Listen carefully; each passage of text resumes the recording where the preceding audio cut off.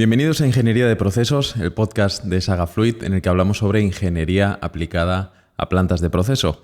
En el episodio de hoy vamos a hablar sobre manipulación de líquidos y las consideraciones que debemos tener para su correcto diseño. Bien, en la manipulación de líquidos, en la industria en general, para procesado de alimentos o química o cosmética o en industrias que procesen al menos líquidos, lo normal es que se disponga de equipos para recepción de la materia prima, bien sean depósitos de estocaje de granel o algún otro tipo de recipiente, o ya bien llegan los recipientes directamente del proveedor, bien sean contenedores IBC o bidones. Y después se dispone de los equipos de mezcla o reactores, equipos a presión o atmosféricos, y donde se va a preparar, a fabricar el producto, y después vamos a tener los depósitos pulmón, si se requieren, previos a las líneas de envasado. Bien, para este tipo de procesos lo normal es disponer de, como comentaba, estos tanques de almacenamiento en el que va a llegar una cisterna que trae la materia prima. Aquí ya tenemos una primera parte del proceso, que es la descarga de la cisterna. Para ello se tienen que tener en consideración las tipologías de bombas más adecuadas en base al producto que se va a manipular. Por ejemplo, no es lo mismo manipular un producto muy líquido, algún producto químico, que tenga una baja viscosidad, o productos que sean muy viscosos. La tecnología de las bombas actualmente permite elegir entre una variedad de bombas muy importante y se elige la más adecuada a ese tipo de productos. Hay bombas centrífugas, lobulares, de engranajes, de rodete flexible, peristálticas, helicoidales, de caña, dosificadoras de membrana motorizada, pistón, en fin, hay una gran variedad de bombas. Por no olvidarnos también de las de accionamiento neumático, las de doble diafragma. Bien, en cada caso lo que sí se tiene que considerar es qué producto vamos a manipular, qué viscosidad y qué consideraciones a la hora de trabajar con ese producto. Hay productos que requieren su almacenamiento a una cierta temperatura y por lo tanto los depósitos tienen que estar aislados y posiblemente calefactados, bien sea con un serpentín interior o exterior, una doble cámara, en el que podamos disponer bien de vapor o agua caliente o algún sistema de calentamiento, aceite térmico, en fin, algo que permita garantizar que el almacenamiento del producto se realiza en condiciones apropiadas. Normalmente estos productos, si se enfrían más de la cuenta, vamos a tener graves problemas de aumento de viscosidad, incluso solidificación, y como consecuencia no se va a poder bombear el producto. Es decir, vamos a tener un problema porque la bomba, las tuberías, el propio depósito en sí podría tener un problema. Por lo tanto, esto es la primera consideración. Después, en función de esta viscosidad del producto y de la distancia que tiene que recorrer el producto en la tubería, vamos a tener también una pérdida de carga importante, y eso condiciona el diseño de la tipología de bombas para que garantice la presión adecuada y la necesaria para que cumpla con su objetivo de trasegar el producto, vehicularlo desde la cisterna hasta los tanques de almacenamiento. Bien, la siguiente etapa sería el envío de este producto a través de una instalación de tubería y con la bomba correspondiente hasta los puntos de consumo, que serían los equipos de mezcla o reactores. Un momento, antes de pasar a este punto, ¿quieres que comentemos un poco diferencias entre las bombas eléctricas y las neumáticas? O sea, bueno, porque, a ver, yo entiendo que en cada instalación, por ejemplo, si una instalación no dispone de una instalación, de un servicio de aire, ¿no?, o neumático, tiene que optar por una eléctrica. O sea, ¿qué ventajas puede representar? La diferencia entre una bomba de accionamiento neumático o por qué se elige este tipo de bombas frente a una eléctrica es por lo siguiente. Hay varias consideraciones a tener en cuenta aquí. En primer lugar es la viscosidad del producto, primer punto a tener en cuenta. Después la compatibilidad de materiales. Es decir, es cierto que las bombas neumáticas requieren el disponer de alimentación de aire comprimido. ¿Vale? Un aire comprimido que tiene que venir limpio, más o menos seco y con la presión adecuada para garantizar esta bomba. Estas bombas de accionamiento neumático funcionan simplemente con una alimentación de aire a una presión determinada. Y normalmente su rango de presiones va desde 0 hasta 8 bar de presión, que además coincide que es la presión estándar que hay en un circuito de aire comprimido. Sí es cierto que las bombas de doble membrana no es recomendable que trabajen a presión máxima, o al menos no en un tiempo prolongado, porque las membranas se deterioran antes, se pueden estirar, se deterioran efectivamente y no cumplirían con su función. Por lo tanto, lo normal es trabajar en un rango medio-bajo de presión, lo cual va a alargar la vida de la bomba. Presentan una característica estas bombas y es que no necesitan, son autocebantes y no tienen problema, ya que no tienen cierres mecánicos, de trabajar en seco. De hecho, en muchas instalaciones se recomiendan para garantizar el vaciado completo de la tubería, tanto de aspiración como de la impulsión, porque estas bombas podrían, una vez finalizado su ciclo de trabajo, si queremos vaciar completamente esa tubería, podrían estar aspirando sin estar conectado al recipiente que va a alimentarla, sino directamente conectada al aire, y aspiraría aire, y ese aire que pasaría, pues acabaría por ayudar a vaciar completamente la tubería, tanto en la aspiración, en la entrada, como en la impulsión, en la salida. Esto es lo que quiere decir autocebante, ¿no? Es decir... No, autocebante significa que por sí sola se puede cebar. Es decir, la bomba, cuando está conectada a un circuito, por ejemplo, podría estar conectada a una caña de inoxidable introducida en un contenedor directamente, y la bomba por sí sola sería capaz de aspirar de este contenedor, aunque esté a una cierta distancia. Hombre, no 50 metros, pero sí a 3, 4, 5 metros de distancia, es capaz de aspirar perfectamente sin problema, y no tiene problema, ya que no tiene cierre mecánico, no sufre, no hay un elemento que se podría calentar o desgastar y provocar, como por ejemplo, una de rodete. Como podría ser una bomba, cualquier otra bomba, sea de rodete, sea centrífuga, engranajes, tienen cierres mecánicos. Y todas esas bombas es importante que nunca trabajen en seco.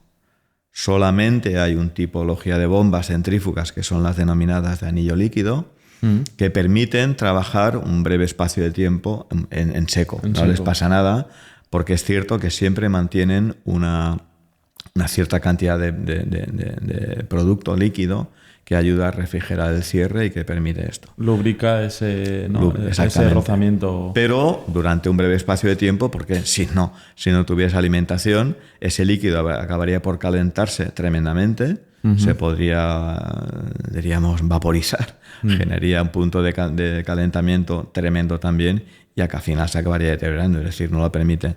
Sin embargo, las de doble membrana no tienen ningún problema. Vale. Hay otra tipología de bombas también, que son las bombas de accionamiento eléctrico, pero por arrastre magnético, que también las hay, que no hay cierre mecánico, y al no haberlo, pues cumpliría esta misma función, pero son bombas más específicas, muy especiales, y que, como ya digo, en realidad hay que saber seleccionar la tipología de bombas más acorde a la compatibilidad de materiales del producto, a las características de viscosidad y temperatura. No hay que olvidar también que si hablamos de, por ejemplo, una bomba para trasegar aceite térmico a alta temperatura, esa bomba requiere tener un cierre mecánico específico capaz de soportar altas temperaturas. Por lo tanto, hay limitaciones en las bombas y, como digo, hay una gama muy amplia y hay que buscar la selección más apropiada para el proceso y el producto que tiene que procesar, que realizar. Para cebar una bomba de rodete, ¿Cómo lo haces? ¿Por diferencia de...? No, una bomba de rodete, una bomba centrífuga, necesita estar en carga. Es decir, Vale. tenemos que por tener... debajo del nivel de... Sí, diríamos que por vasos comunicantes, la salida del depósito debe estar a una altura superior a la conexión de aspiración de la bomba. Vale, En el momento vale. que tú abres la válvula, el líquido llega hasta la bomba ya está en carga y permite arrancar. Sí que es importante, por ejemplo, algo que hay que tener en cuenta en todos los diseños, es que cuando se está vaciando ese depósito y estamos hablando de una bomba de bien sea rodete flexible o de tipo centrífuga, de rodete estándar normal, que pueden ser rodetes abiertos o cerrados, es importante también evitar que se forme vórtex en el depósito, porque si no se va a aspirar aire y en los últimos litros de vaciado del depósito va a costar mucho que se vacíe. Es decir, la bomba va a estar aspirando aire y líquido. Claro. Y eso provoca cavitación. Por lo eso tanto, se hace una cazoleta. puede ser o bien una cazoleta o un sistema antivórtex, en cualquier caso, recomendables, para evitar que esto ocurra. Que no haya aire. Porque pensamos que el líquido, a medida que va descendiendo por la fuerza centrífuga en la caída, si lo podemos observar en casa, en la bañera o en cualquier desagüe, que el líquido tiene tendencia a girar a medida que va perdiendo ya un cierto volumen, y cuando gira a una cierta velocidad se genera un vórtice que hace que se aspire aire junto con el líquido. Bueno, esto es lo que estoy comentando, que puede ocurrir en la aspiración de las bombas cuando ya el nivel de líquido es muy bajo. Vale. Por lo tanto, un tema a tener en cuenta importante. Bien, como decía, a partir de que ya tenemos el producto almacenado en los tanques pulmón de almacenamiento, hay que dosificar este producto, hay que enviarlo para hacer el proceso de fabricación. Los distintos productos que intervienen en una fórmula, sean agua, productos químicos diversos, incluso aunque luego haya que añadir algún producto en forma sólida en el propio reactor, pero eso ya sería cuestión de otro tema que ya hablaremos en otra ocasión. Es decir, que tendríamos esta dosificación con bombas que deben cumplir las mismas condiciones que hemos considerado, eso sí, con los caudales adecuados a los tiempos de fabricación, ¿vale? Y también teniendo en cuenta las distancias que habría entre el punto de almacenamiento de esta materia prima hasta el reactor o mezclador, para garantizar que la pérdida de carga en base a ese producto, viscosidad, etcétera, pues es la adecuada. Y considerando también que si el producto debe ser calefactado, el trazado de esta tubería que enviamos desde el tanque pulmón al tanque de fabricación, pues debe ir o bien calefactada, que puede ser una doble cámara o un traseado eléctrico con su aislamiento correspondiente, en el caso que se requiera. Y si no necesita, pues nada, una tubería estándar, normal y corriente. Que sea en acero inoxidable o cualquier otra aleación, o incluso acero al carbono, dependerá ya del proceso y del producto. Claro, al final aquí interviene en ese trasiego el caudal de la bomba y luego el dimensionamiento de la tubería también, ¿no? Es decir, a la hora de ver las distancias que hay, el tipo de producto a manipular y su viscosidad, nos va a dar una pérdida de carga, es decir, una contrapresión, que es el efecto de la longitud de la tubería con sus codos, alturas que haya que salvar, etcétera, y considerando siempre la viscosidad del producto. Es decir, no es lo mismo vehicular agua o un producto muy líquido con muy baja viscosidad, donde podemos hablar de presiones relativamente bajas, o un producto con una viscosidad ya importante, pues 5, 10, 15.000 centipoas, no es lo mismo. La contrapresión que va a generar es elevada, y cuando hablamos de presiones ya de pérdidas de carga importantes, la presión va a aumentar muchísimo, con lo cual, para conseguir disminuir esa presión, porque si no la bomba no podría, o nos obligaría a trabajar con válvulas y con elementos de fijación que resistan altas presiones. Para evitar esto, pues lo que podemos hacer es aumentar el tamaño de la tubería. De ahí es importante conocer y establecer muy bien los cálculos de pérdida de carga para equilibrar el tamaño de la tubería con los caudales de proceso y los productos a tratar, ¿vale? Bien, en esta tubería habrá que considerar también que van a haber pues, diferentes tipos de válvulas, que también, como ocurre con las bombas, hay un sinfín de válvulas diferentes para procesos de tipo alimentario o por lo menos sanitarios, en industria cosmética o farmacéutica, o otro tipo de válvulas pues para industria química, por ejemplo, donde lo que prevalece es más la seguridad y no tanto la higiene. Entonces, en el mercado hay también una gama de válvulas muy variada, válvulas de mariposa, válvulas de bola, válvulas de asiento, válvulas de doble mariposa, válvulas de asiento con detección de fugas, válvulas de regulación, y dentro de las de regulación puede ser para líquidos o gases, de tipo modulante. Hay evidentemente válvulas de seguridad para evitar que haya un exceso de presión y que podamos provocar un accidente. En fin, lo mismo que ocurre con las bombas hay que hacer con las válvulas. Elegir la tipología de válvulas apropiada para el proceso desde el punto de vista de la seguridad, si hablamos de industria química, desde el punto de vista de la higiene, sin olvidar tampoco la seguridad, pero sobre todo la higiene, cuando hablamos de industria alimentaria o cosmética o farmacia. Además de todo esto, vamos a tener también presente la instrumentación que habría en esta instalación para controlar temperaturas, presiones y otro tipo de procesos, como por ejemplo hablaríamos pues desde las sondas de temperatura para conocer, o termómetros simplemente, pero una sonda ya nos da una señal que nos permite automatizar, o sondas de nivel, sondas de conductividad, detectores de flujo, detectores de posición.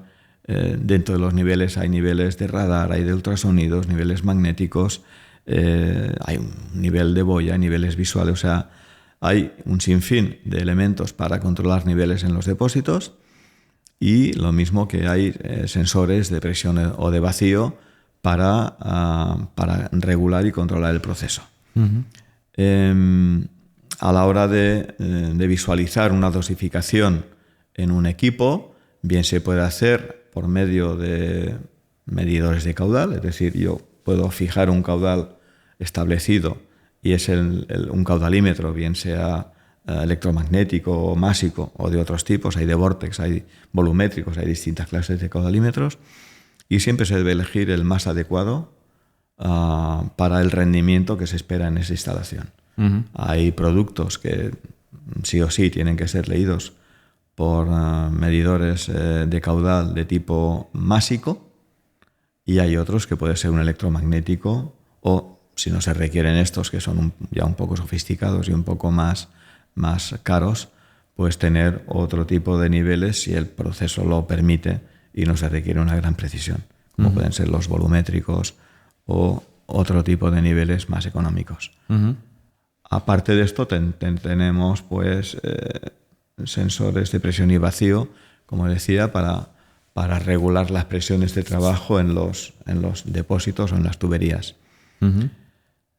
Y a todo esto pues hay que considerar también el que la instalación pueda disponer de un cuadro de control con su correspondiente PLC de control, con una pantalla en la que podemos visualizar en esta pantalla diferentes imágenes del proceso, lo que llamamos serían sinópticos, donde podemos visualizar el proceso en global, donde se puede visualizar los depósitos, válvulas, bombas, instrumentación, agitadores, etcétera, qué es lo que está funcionando, qué es lo que no, si hay una alarma, si hay un problema que nos lo va a detectar el sistema de control y va a generar una alarma con un histórico para poderlo mantener ahí, tener trazabilidad de los procesos, y donde podemos parametrizar una serie de variables que van a permitir ajustar el proceso de acuerdo a las características de producción, de temperatura, del proceso en definitiva que el cliente tiene.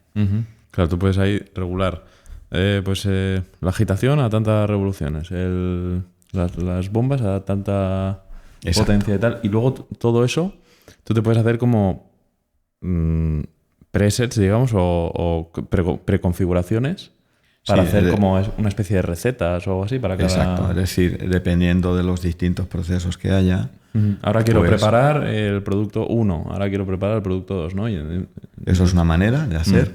Y en otro tipo de procesos, por ejemplo, en la industria alimentaria, industria láctea, tenemos el proceso que siempre es el mismo, es decir, no hay grandes cambios porque es recepción de leche, enfriamiento, termización, estandarización, envío de la leche a pasteurización o ultrapasteurización o sistemas UHT, y los procesos siempre son los mismos, pero necesitan una regulación, un control, porque tenemos que regular la temperatura, por lo tanto necesitamos válvulas que van a modular la entrada de vapor para ir garantizando el calentamiento adecuado en el tiempo previsto, y todo requiere una serie de instrumentos a lo largo de todo ese proceso para coordinar cada uno de los distintos fases del proceso, por ejemplo, de procesado en la industria láctea, o lo mismo si fuese en la industria cervecera.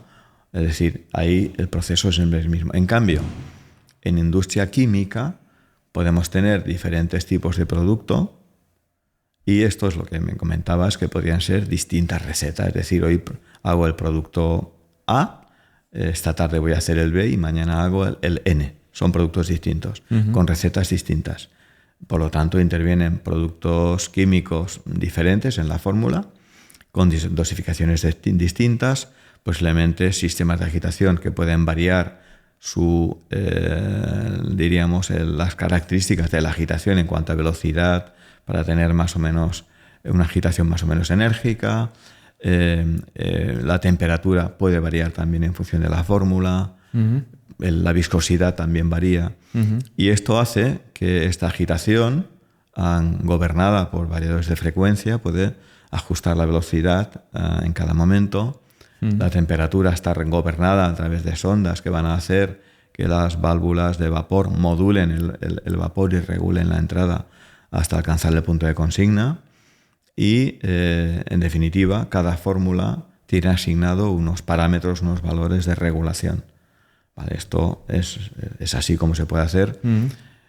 Algo que muchas industrias ya disponen, y otras que son pues más modestas o que están comenzando, pues en muchas ocasiones no disponen de mecanismos de control automáticos y lo hacen de forma mucho más manual, más artesanal. Pero esto, claro, en producciones muy bajas, pues bueno, es tolerable porque requiere mucha mano de obra, pero una inversión muy, muy baja. En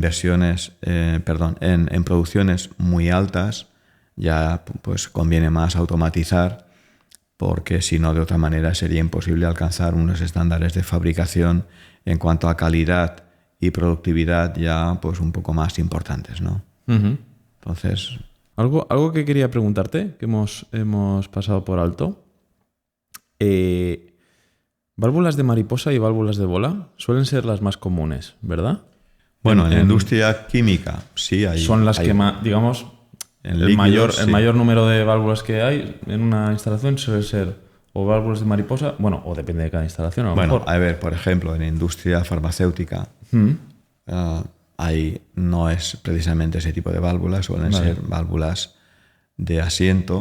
Suelen ser válvulas muy especiales, con unas características de higiene muy elevadas, porque hablamos de... Sí, es que esto precisamente te quería preguntar. Tengo entendido que para una limpieza ZIP, por ejemplo, se suelen poner válvulas de mariposa, ¿no? Sí, las válvulas de... Quería saber un poco esas diferencias. ¿Por qué a veces se elige una u otra?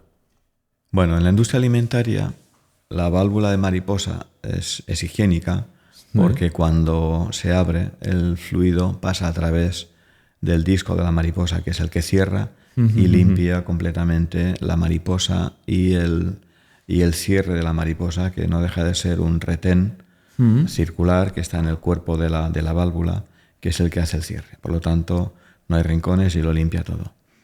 En una de bola no es higiénica, salvo que haya válvulas de bola especiales que puedan serlo. Claro. Hay que hablar de todo porque hay mucha variedad. Sí. Pero las válvulas estándares que conocemos, que es una simple bola, una esfera alojada en un cuerpo de válvula con una maneta y que tiene un orificio, que suelen ser válvulas de paso total, aunque las hay de paso reducido también, pues ¿qué ocurre? Que cuando se abre sí que pasa el líquido por ahí y se limpia.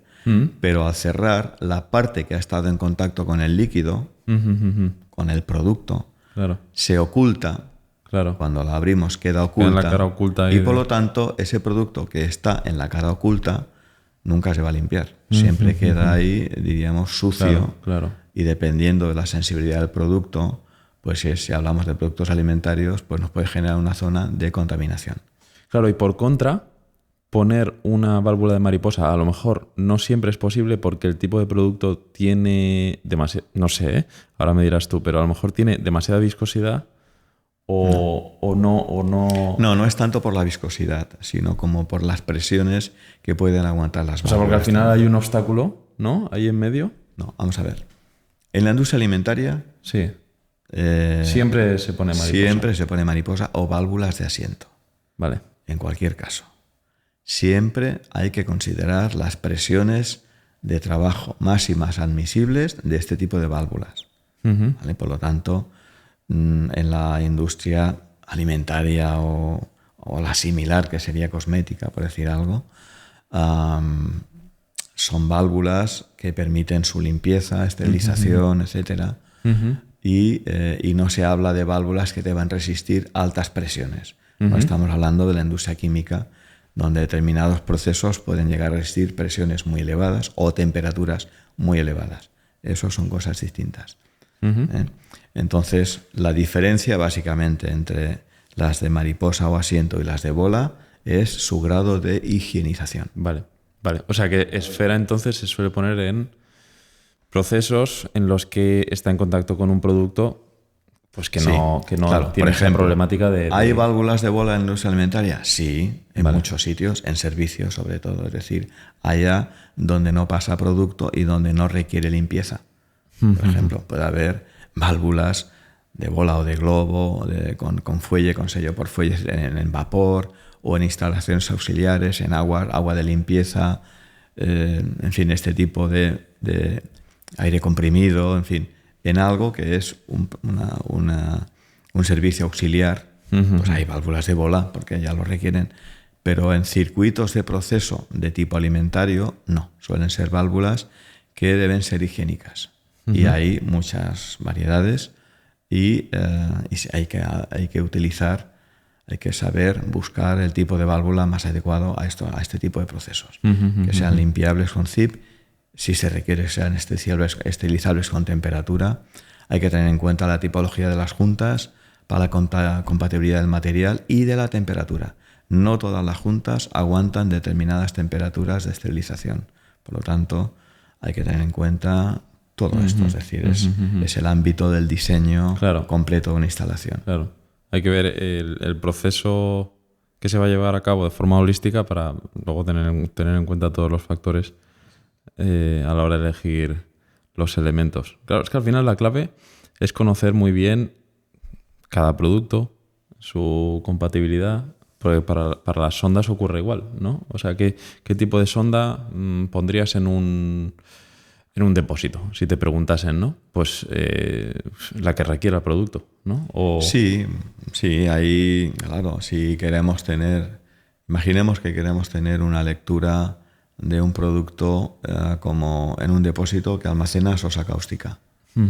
Bien, esta sosa cáustica es un producto que se utiliza como un aditivo para fórmulas o como un producto detergente en instalaciones de limpieza, en un zip de limpieza. Bien, dependiendo de un poco de los requisitos del cliente, porque hay clientes que pueden ser pues más meticulosos y más exigentes, quieren tener un buen nivel de control y bueno, no les preocupa gastar algo más de dinero en tener un nivel pues más sofisticado, como puede ser un nivel de ultrasonidos, que sea más un nivel de fiable, radar, más precisión, que suelen ser niveles fiables, pero que son algo más caros, pero más precisos también que a lo mejor un nivel de boya o un nivel visual. Bueno, pues es cuestión de conocer esto. Es decir, hay que aplicar esto también siempre Claro. desde el punto de vista económico. Hay clientes que bueno, pues no le importa pagar un poco más por tener un sistema de medición un poco más sofisticado. Bien, pues hasta aquí el episodio de hoy. Recordad, dejadnos vuestra valoración de 5 estrellas en Spotify, en iTunes y dadle a like si lo estáis viendo en YouTube. No olvidéis de recomendárselo a aquellas personas que creáis que les puede ser de interés. Nada más. Hasta el próximo episodio.